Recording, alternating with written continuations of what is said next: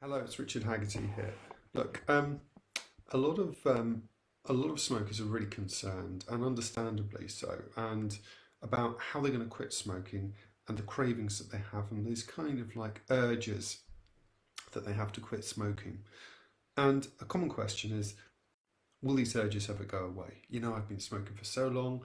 I'm really worried about the way that it's going to go. I've struggled before, or I hear that a lot of people are struggling with it. I'm several days in or several weeks in. Are these urges ever going to go away? It's a very reasonable question. It's a very fair question. In fact, that fear, that expectation is at the heart of what the problem is here. Okay, and so I want to dive in today, and we're going to look at the difference between psychological addiction, physical addiction, the role of expectations, your mindset, the role of your peer group, and what you can do to maximize your chances to become a non-smoker. To become a non-smoker starts with your personal deep decision. If you've got a deep personal reason to quit, congratulations, because you are ahead of the game, all right? If you've looked at your life, the cold hard light of day, and you say, you know what, I want to do it now. I've got a deep personal reason for my family, for my friends, for my health, whatever it is. I want a sense of achievement. Enough is enough. You're on track. The challenge is that what peer groups and what smokers who are struggling say is it's very hard. All right. So if you go and ask somebody who's finding a task very difficult, then by its very nature, all the information that you're going to get is telling you how hard it's going to be, how tricky it's going to be, how long and painful it's going to be, how those urges are always there. But the question is that true? Is that a fact? It's not a fact that you have to find it difficult to quit smoking. It's just simply not a fact that smoking is difficult to overcome. All right. It may feel like that to some people, and they may build a belief up in their mind about it. What typically happens is that people who are struggling will come together for some support groups, okay? And then other people who want to quit will join those support groups, understandably, and get advice from people who are struggling. So you wouldn't want to go to, I don't know, I'm with a running club. You wouldn't want to go with a running club where everyone sits on the sofa, weighs 50 stone, and simply's got no motivation to get up, or says, oh, it's really difficult to put on a pair of trainers. You'd want to go somewhere where people make it fun, light, and where they're succeeding, and where they can teach you also how to succeed. That's the power of mindset. Your hidden expectations, or the shall we say, the unspoken assumptions behind expectations that people have, cause problems. What do I mean by that? Listen, it sounds like it's a fact that it's going to be hard, that these urges to quit smoking are just part and parcel of things, that they're there, and that it's like part of biology and the addiction, and there's nothing you can do about it, and they're stuck there. Really, that is not the case. I've seen over the past decades hundreds and hundreds of smokers stop smoking immediately, know they've quit, and never have any urges again. Why? Because it's much more about the mind, it's much more about the psychological triggers, it's much more about the psychological impulses and the inner game that we need to take care of. When you do that, you can become a non-smoker and stay a non-smoker. No urges. When you take this time to really, really appreciate that in life you're influenced by other people, by expectations, and that what's driving you as a smoker are these unconscious needs to feel connection, relax, and also that your brain has become kind of like not really hardwired, but you've got an impulse kind of pattern in here of dopamine seeking rewards. In other words, that your mind gets and your body becomes a little bit anxious in anticipation of when the next cigarette's going to happen. That anxiety starts building up. It's then relieved when you know you can have one, and then the cycle starts again. Once you realize all these things are combining to make it harder than it is, then you realize that you can do it.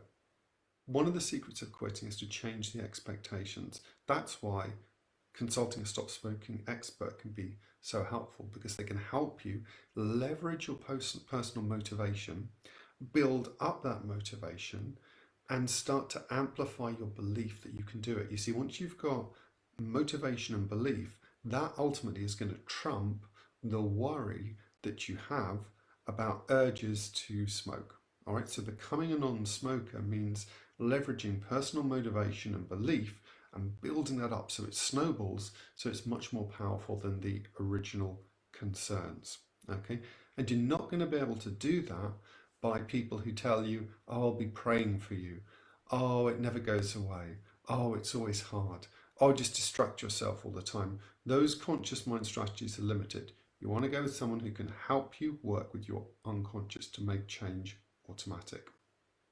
The good news is that you can make change automatic when you trigger change at the unconscious level. That's always going to start with expectations and motivation. Okay, it'll start with your personal motivation and then building up a healthy set of expectations of how you can do this, how you can manage. And it's not really a conscious process. It'll start through some recognition, through some increased awareness, and you may have some conscious thoughts. But the change fundamentally has to be automatic, which is why it can happen so quickly and often in a moment. All right.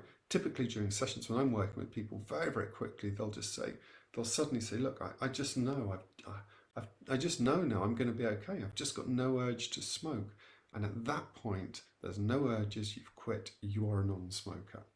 I know it can sound too good to be true that you can quit smoking without cravings, without urges, and you can just become a non-smoker. And that's because I've worked with so many people and I understand the inner drivers for that, and I understand the way that it works in the real world with the triggers out there and the pressures that they have, which is why we totally stress test any of the changes that you make. All right. It's very common to make the change very, very quickly once you've got the motivation and we've leveraged your personal reasons. But we want to stress test that across all those triggers, all those situations. All right. And we want change to be automatic, which is why once you change at the unconscious level, sometimes it'll feel a little bit confusing. It'll take a little bit of time for your conscious mind to catch up. All right. Because your conscious mind's stuck in a loop trying to solve it logically, whereas this is an unconscious feeling-based habit. Remember, if you don't do anything, if you don't change anything, if you don't look to make the change automatic, then you're simply stuck in that holding pattern. And the holding pattern's like this. Oh, I need to smoke. Smoking's not good. I'm going to try to quit. Oh, it's going to be difficult. I'm going to try and do these things that I did before and hope that it's different. Oh, I'm struggling. Oh, I'm going to have a cigarette. All right. That's the kind of the conscious mind's way of doing things. The unconscious way is to make it automatic. It's to work directly with those impulses and those urges in the first place so that they transform, and to do it with a minimal involvement of the conscious mind, to let the unconscious mind resolve it in new ways so that that change is generative across the whole of your life. And you have this newfound willpower and confidence to just go for your life. That's the beauty of making change automatic. When you understand that you can leverage your personal reasons with motivation, you can overcome any concern about cravings or urges to smoke. You can become a non-smoker and feel that inside. It's like a shift inside. It's a felt shift where you look inside your body and you go, I know enough is enough. I just don't want to smoke. There's no urge. You don't think about it. You have this insight. And when you have this insight, you know that you've made the change. And once you've made that change, you just get on with your life. It's a fantastic place to be. And you can do that. And it starts with this understanding that there is no, it's not about stopping urges or it being difficult to overcome cravings. You can do this, and people who tell you that it's difficult, just understand that's not a fact, that's just their experience.